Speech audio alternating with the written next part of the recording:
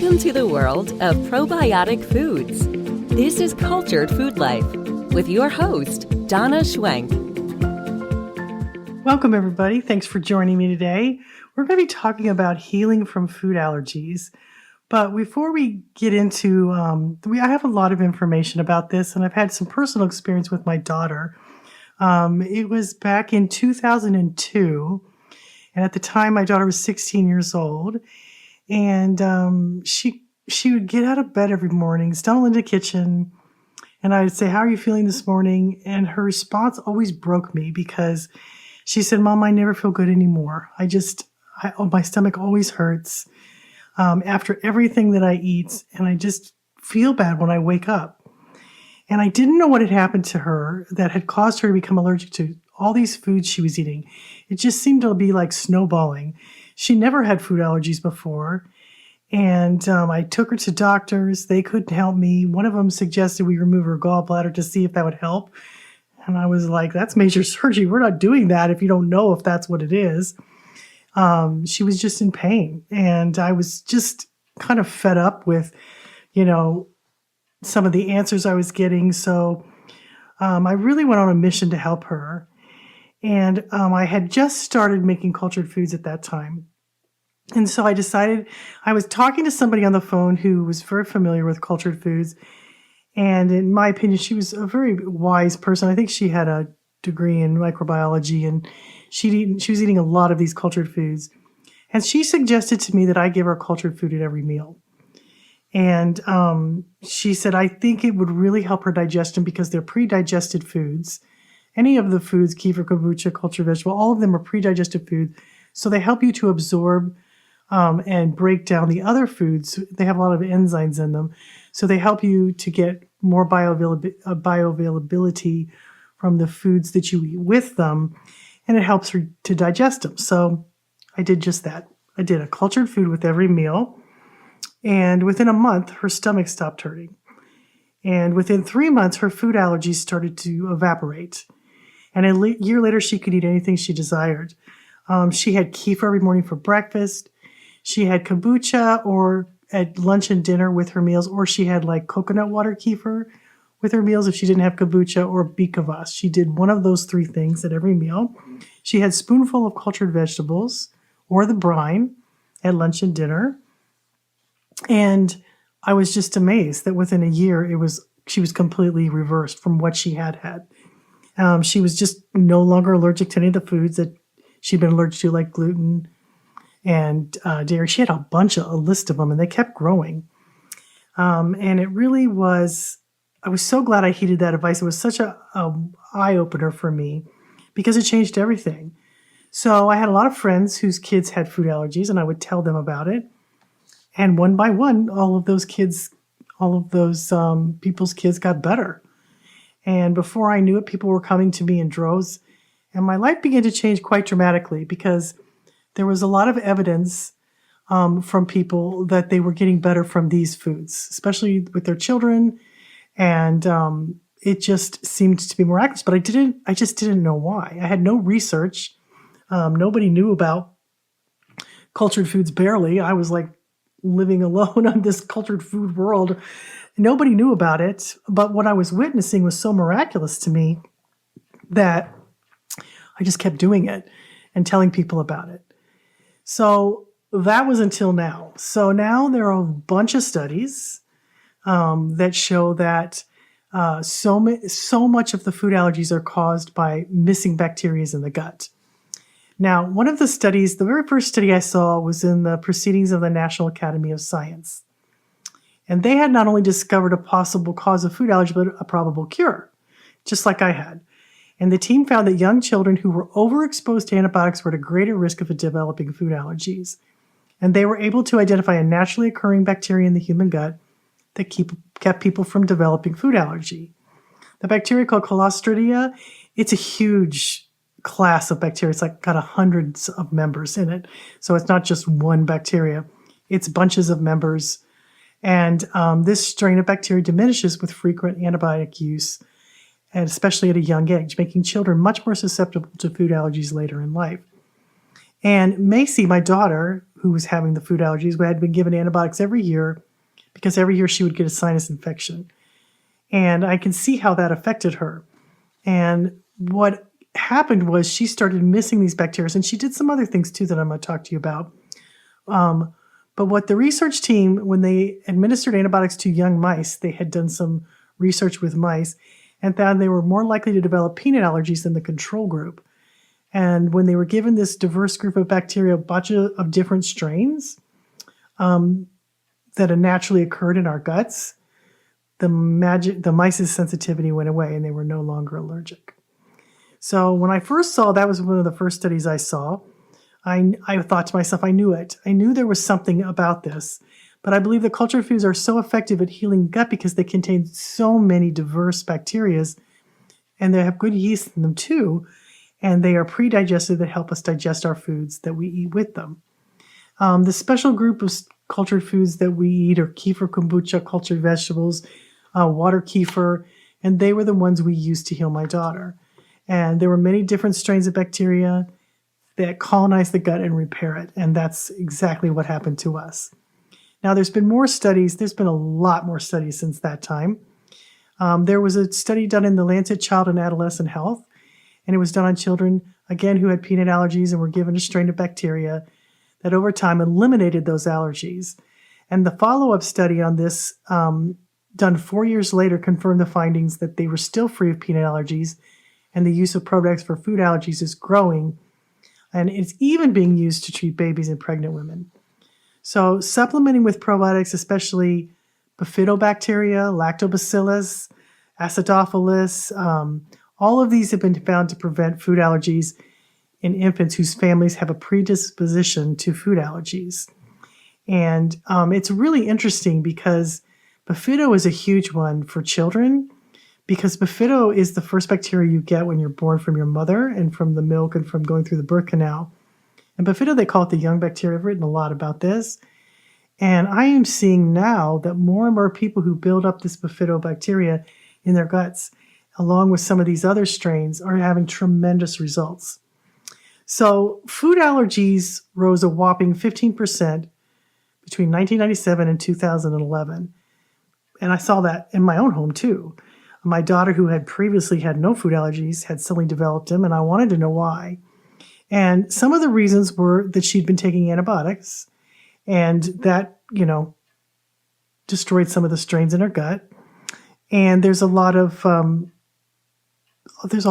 different types of antibacterial things that we're doing now with the disinfectants and all of that. That's just killing bacteria left and right, which I understand why people are using it. But what we really need to be talking about is building up the good bacteria. A diet that's devoid of fibers like prebiotics and nutrients to feed the microbiome can be a big reason why people could develop food allergies, because you're not feeding your good bacteria, then it's diminishing. Then a lack of probiotic foods in our diet has wreaked havoc on, the 10 trillion microbes that we call home. It's very hard on us when we don't have these cultured foods that have been around since time began. And there's also the chemicals that flood our environment that disrupt our inner microflora. Now, a common ingredient in antibacterial soaps called trichlorosin 7 has been linked to food allergies. And the FDA finally issued a final rule establishing that the over-counter consumer antiseptic washes containing these products can no longer be marketed. Trichlorosin is what it is because it's so damaging to the body. So these are the common occurrences that are happening every day, and we don't know it, and many people are suffering the consequences from it. If we give our bodies what they need, our bodies can do the job they were designed to do and heal us. It's how it works, and when you're confused and when you feel afraid, you're in pain, you don't know what to do, you are really not alone. I was struggling to find answers to heal my daughter's gut pain. I know exactly what you're talking about. And if she can heal and find the answers, so can you. So the answers came to me when I needed them. It wasn't a billboard. It was just a casual conversation with somebody that felt really, really important to me. And I just had to act on it and trust that the power that made the body can heal the body. So you have to give the body what it needs. So if you're reading this, I urge you to heed that call and start eating a small amount of cultured foods at every meal if you're struggling with pain. And as things continue to evolve, there will be more and more evidence of what I'm telling you. I'm seeing it everywhere. Restoring the gut with the good bacteria that has been stripped through antibiotics or chemicals or a poor diet is one of the key reasons to restoring our health and our life in general. When you're healthy, you can't show others the way to do this. So the exciting part, it's not a drug, it's food, which is very accessible and easy for everyone to make.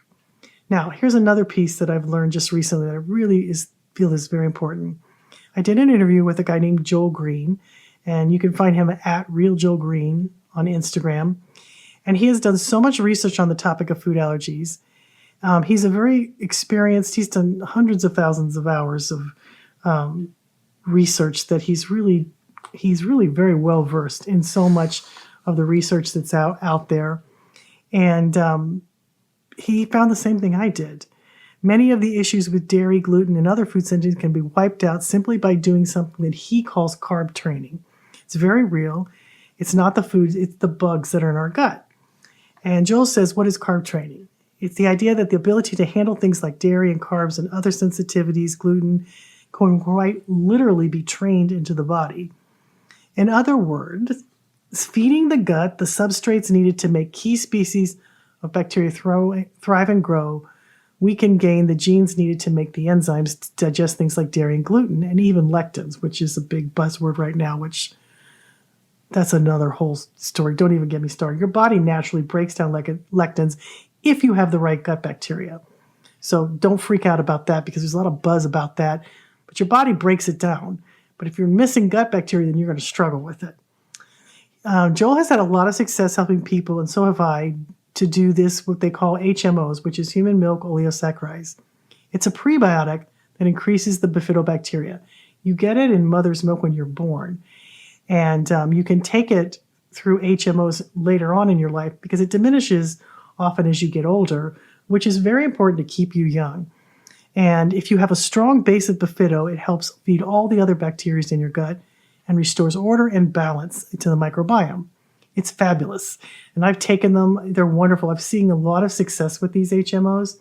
You can take a capsules or you can take, and it's not a probiotic supplement. It's a prebiotic supplement that feeds bacteria. So it restores bifido in the gut. And you just take small amounts of the HMOs, and you can do a powder or capsule. I like to put them in my smoothies. And then I like to add in a small amount of red pheno powder, which is concentrated berries to feed specific species in your gut. And you can get red pheno powders so many places. I sell them. You can get them. You can get them online anywhere at Amazon. I've even seen them at Walmart. It's just called red pheno powder, but it's berries. And it feeds that bifido in your gut and makes it grow and multiply. And you can take that every other day. You don't need it all the time, but you can take it every day. It does so many things in the body. I have a whole article on it. It's fabulous. And you begin to add in tiny amounts of the food you previously could not tolerate.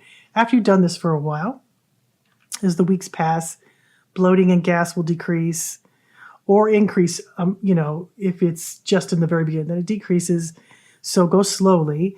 And then as you start to feel better, add tiny amounts of food you're previously allergic to and see what happens. I highly recommend having cultured food at every meal. Too many people, as Joel says, suffer these food intolerances when there's an easy fix. So he wants to get the word out, and so do I. It's not the foods, because I see people eliminating tons of different foods from their diet. It's their guts that are damaged, not the food. So here's the formula. Let me go over the formula again. Have a cultured food at every meal, like kefir for breakfast. A smoothie is great. You can put your HMOs in there, your red pheno powder. I even have a smoothie recipe that has that in there, and I'll link that in the description below. Kefir's a great thing. It has 50 plus good bacteria. It also feeds bifido. It's very, very good at doing that. So it's a really important one to include in your diet. And then for lunch, have a spoonful. You don't have to have more, just a spoonful of cultured vegetables or just the juice. Will help with digestion, will help to build your microbiome. It's got special bacteria in there that are very effective for this. You can also do it with dinner. You just need a spoonful. I'm not even talking a big spoonful, just a little.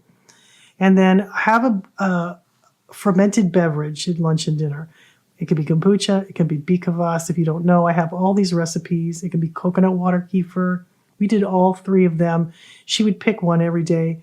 She'd have like coconut water kefir for lunch, or for dinner she'd have kombucha or beet kvass, just whatever we had in the house.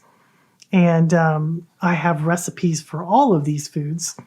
And it really will change your life, because it will make you feel so much better. One of the other things she did was she also had a lot of bone broth soups. Collagen in broth is very, very, very healing to the digestive tract. It also lowers homeocysteine levels in the body. It's a very repairing food, and as is gelatin is too. And I have recipes for that. It's a very important protein when the body's in crisis, and especially when the gut is inflamed. Another thing that's really important are prebiotics, which are in all forms of fruits and vegetables, but there are also things like prebiotic teas that are very good, or supplements like Prebio Plus. Slowly, just over time, I have a prebiotic hot chocolate that Macy had all the time that had collagen in it. And I will link that below too. And it was made, you just added, I think she added it to almond or coconut milk. And you just added a couple tablespoons and mix it up. She warmed up the milk. And it was very, very effective for her. She also had some teas, things like taquino, I think is how you say it. It's made out of chicory root, and chicory root and barley? I can't remember. They were all prebiotic fibers. And she used to have that tea all the time, never knowing that it was feeding her gut bacteria. She just liked it. So that was another one. So I'll put that in there too. Add in small amounts of the red pheno powder, which is concentrated berries that are crushed into powder to feed specific species in your gut, especially bifido. Makes it grow like crazy. Do it every other day. It's great. It's so good for your health in so many ways. And build up your microbiome with species that it needs to thrive, and digest your food and watch what happens. Because, guys, it's not the food. It's what you've done to your gut that's hurting you. And it's making you allergic to food that you should not be allergic to. If you replace those missing bacteria, as I have witnessed, food allergies are no more. And if you're reading this blog, or reading my blogs, or listening to me on podcasts, chances are your body's trying to tell you something. This seems like a lot, what I'm telling you to do, but honestly, it's just become such a big lifestyle for me. It's not hard. Kefir takes 24 hours to make. You just stick some milk in a jar, and it can be non-dairy or dairy. You can either put kefir grains in there, or the powder called Easy Kefir, which I've made is super easy. Put a lid on it, stir a little bit, put a lid on it, in 24 hours you got kefir. Guys, that alone will change your life. If you just do that one thing, that would change your life. And that's what we did too. We did that, and we did some cultured vegetables, and you basically chopping up vegetables, put them in a jar, and adding culture and a little bit of salt to keep them crunchy. And that jar will last 9 months in your fridge, so you're not making these foods all the time. We made a few of the teas or the fermented beverages. Those are super easy to make. And I'll have all the instructions on how to do this in the link for all the different recipes. And you don't have to do them all at once if you don't want. Start with one thing and just see how you do. And honestly, it'll become a lifestyle, because you'll feel so good, and it will heal your gut and repair it and make you thrive in so many ways. Help boost your immune system. It'll make you feel fantastic. So it takes a little while to get going and to remove the harmful bacteria. Sometimes when you do this, you're flooding your body with billions of good bacteria. So they like to fight the other pathogens and kill them. So you might have a little bit of a period of adjustment. We call that a healing crisis, where some of those things die off. But Macy can eat anything. She hasn't had, what was it, 2002 when this happened, and now it's 2022. I don't even know how that happened. But what a difference it has made, because she can eat anything. She doesn't have food allergies anymore. And she didn't all those years after. It took about a year for her gut to heal. And it all depends on how severe your gut is damaged.